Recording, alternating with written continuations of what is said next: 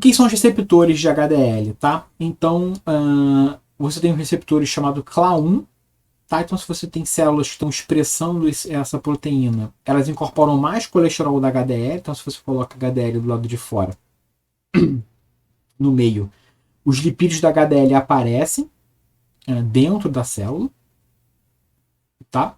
Mas ela não tem um processo de endocitose, porque a lipoproteína que está marcada não acumula dentro da célula. Então, diferente do que a gente vê com a LDL, que você tem um receptor, uma endocitose imediata por receptor, que a LDL é endocitada, para a HDL isso não acontece. Então, parece que a HDL fica ali circulando, ela se liga no receptor, transfere de algumas formas lipídios sem aparecer dentro da célula, tá?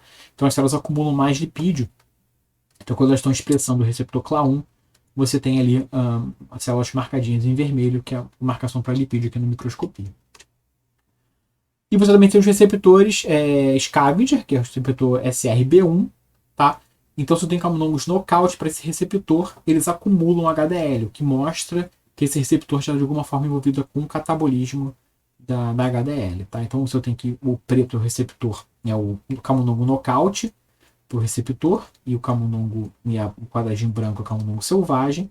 O camundongo selvagem tem esse nível de HDL, e eu vejo que o camundongo nocaute tem muito mais HDL no plasma. Ou seja, se eu inibo esse receptor, o HDL acaba acumulando, indicando que ele tem alguma função no catabolismo de HDL. Para terminar essa aula, então, essa semana, eu queria falar um pouquinho de regulação hormonal, poucas coisas, e depois eu vou falar um pouquinho de clínica. Tá? A insulina tem um papel importante na secreção de VLDL, reduzindo a secreção de VLDL. Tá? O que faz sentido, porque se você está chegando um monte de quilomicro, no processo pós-prandial, faz sentido você inibir a secreção de VLDL até para o fígado captar aqueles quilomicros que estão chegando e usar esses lipídios talvez para alguma coisa. Tá? Nesse trabalho aqui, eles usaram não a insulina diretamente, mas eles usaram um fator de transcrição que responde à insulina, que é o FOXO1. Tá? O FOXO1 ele é inibido por insulina. Então, sempre que eu tenho um aumento da quantidade de FOXO1, eu tenho um efeito contrário da insulina. Quando eu reduzo o nível de FOXO1, eu tenho que seria um efeito parecido com o que seria da insulina. Tá? Então, eles estão trabalhando de forma contrária. Então, a insulina inibe FOXO1. Tá? Então, se eu superexpresso FOXO1, é como se eu tivesse pouca insulina. Então, o que eu vejo? Eu tenho um aumento da expressão da proteína transferidora de triglicerídeos microsomal. Tá? Então, quando eu superexpresso FOXO1, essa proteína está aumentada. Isso faz com que eu tenha um aumento de triglicerídeos no plasma. Tá? Então, estou secretando mais VLDL. Tá? Então, a secreção de VLDL está aumentada. Os níveis de ApoB estão aumentados também. Então, estou secretando mais. Tá? E se eu trato com insulina, eu consigo inibir isso. Então, de fato, a insulina está regulando isso. Então, quando eu tenho superexpressão de FOXO1, é como se eu não tivesse insulina, a insulina é capaz de bloquear isso aí. Agora eu estou inibindo a expressão de FOXO1. Então, nesse sentido, é como se eu tivesse sinalização de insulina. Tá? Então, eu inibo FOXO1 é como se eu tivesse... Você tem que pensar como se nessa situação que eu tivesse insulina circulando. Tá? Então, eu tenho uma redução da glicemia de jejum. Tá? Quando eu tenho essa inibição. Por que isso acontece? Mas tá estranho, você está falando que a insulina está presente. Pensando para a VLDL, tá? FOXO1 faz parte de um repertório de sinalização. Tá? Ele está regulando, por exemplo, gliconeogênese. Então você tem uma redução do nível de glicemia. Tá? Você tem um aumento dos níveis plasmáticos de colesterol nesse camundongo. Mas você tem uma redução na produção de VLDL. Então você tem uma redução na produção de VLDL, você tem menos ApoB, e você tem menos triglicerídeo plasmático. Isso acontece porque você tem uma redução na expressão da proteína transferidora de triglicerídeos microsomal. Tá? O que acontece? Se o fígado não está conseguindo secretar VLDL, ele acumula triglicerídeo hepático. Então, esse é um efeito que você vai ter, o efeito contrário que você vai ter. Você tem uma redução da secreção de VLDL consequentemente, o fígado acaba ficando com os lipídios presos dentro dele. Aí aqui, nessa tentativa de procurar formas de melhorar a colesterolemia, esses pesquisadores usaram um camundongo geneticamente obeso. Então ele é um camundongo que não tem leptina, o que faz com que ele coma. Leptina é um modulador de apetite negativo. Quando ele não tem leptina, ele come pra caramba. E aí ele acaba sendo um camundongo geneticamente obeso.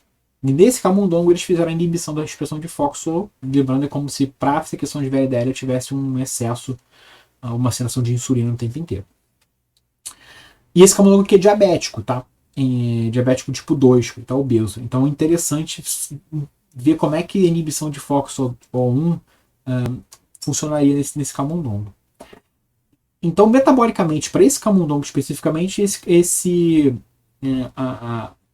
mexer na sinalização de FOXO1 é interessante. Você tem uma redução da glicemia de jejum, ele está diabético, tá? Então você tem um controle do diabetes, uma redução da insulinemia, então você reduz a glicose, reduz a produção de insulina, você está tentando corrigir o diabetes de alguma forma.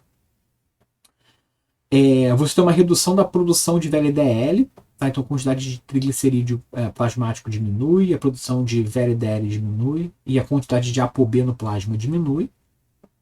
Tá? Mas você tem um aumento dos níveis plasmáticos de colesterol e de ácidos graxos livres. Tá? Por que você tem uma redução na produção de VLDL? Porque você tem uma redução na quantidade na expressão da proteína transferidora microsomal. Tá? Então, no geral, você está vendo que a insulina é capaz de inibir a secreção de VLDL. Uma outra regulação hormonal importante é o hormônio da tireoide. O hormônio da tireoide regula vários aspectos do metabolismo de lipoproteínas. Tá? Então, primeiro aqui, ele regula a síntese de colesterol, tá? Então aumenta a síntese de colesterol, aumenta também a presença dos receptores de LDL, tá?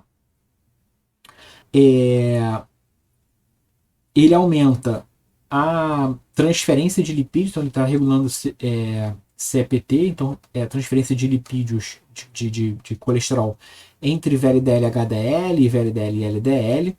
Tá? Ele aumenta a atividade de lipoproteína lipase, então aumenta o catabolismo de VLDL. Tá? E, importante, bloqueia a oxidação de LDL também. Tá? Então está investindo em vários aspectos do metabolismo de lipoproteínas. Para terminar de verdade agora, eu vou falar um pouquinho só de clínica, prometo que vai ser rápido. Eu falei várias vezes de hipercolesterolemia familiar nessa semana. E a hipercolesterolemia familiar acontece principalmente quando você tem problemas no receptor de LDL, é o mais comum. Tá? Então, de modo geral, pacientes com hipercolesterolemia familiar que tem mutações no receptor de LDL, isso pode acontecer em vários aspectos. Tá? Você pode ter pessoas que o receptor tem uma capacidade de ligação a LDL menor, então se o receptor não interage com a LDL, logo ele não capta a LDL, e o cara fica com hipercolesterolemia. Ele pode ligar, mas ter problemas na internalização, tá? Então ele liga o receptor, o LDL liga no receptor, mas o receptor não estimula a endocitose, logo também acumula LDL no plasma. Mas as células também podem ter problemas na hidrólise, então você pode ter problema na hidrólise da apolipoproteína B ou hidrólise de colesterol éster, tá? Então, como esse cara não capta o colesterol, ele não faz a hidrólise nem do lipídio nem da lipoproteína. E se ele não é capaz de captar o colesterol, ele não regula a síntese de colesterol, tá? Então, quando a célula capta colesterol, a gente vai falar isso na próxima aula. Como ele capta colesterol externo, ele inibe a síntese interna de colesterol. Então, se ele não está captando colesterol, ele está produzindo colesterol ainda. Então, isso faz com que o colesterol fique mais aumentado ainda no plasma. Tá? E ele também não aumenta a esterificação de colesterol para a estocagem interna. Tá? Então, problemas no receptor de LDL, problemas na ligação ou na internalização, faz com que você tenha vários problemas subsequentes que fazem com que você tenha um aumento da quantidade de colesterol no plasma, de modo geral. Uma forma mais rara de hipercolesterolemia familiar é dessa proteína adaptadora do receptor de LDL. Tá? Então, aqui está descrito aqui numa família turca, uma mutação sem sentido nessa proteína. Então, o pai tem essa mutação, tá? Ele é homozigótico para essa mutação e ele acabou passando esse gene para um dos filhos. A mãe era heterozigota para essa mutação e o filho acabou sendo homozigoto. O que acontece com pai e filho que tem essa mutação? Tá? Eles têm níveis muito aumentados de colesterol total, se comparar com a mãe e com outro filho. Níveis muito aumentados de colesterol total, especialmente colesterol LDL. Tá? Então, há um risco aumentado também de você ter hipercolesterolemia em pacientes que têm mutação nessa proteína adaptadora também. Então é isso, pessoal. Isso que eu queria falar para vocês essa semana. Falei pra caramba para vocês. Então, de geral, eu falei do metabolismo de lipoproteínas, falei das proteínas envolvidas e falei do catabolismo delas. Então, falei de síntese e catabolismo de VLDL e LDL e quilomicrons. Falei da síntese e catabolismo de HDL, tá? E falei de vários fármacos que estão envolvidos no processo de tratamento para hipercolesterolemia, fármacos em desenvolvimento e fármacos aprovados recentemente.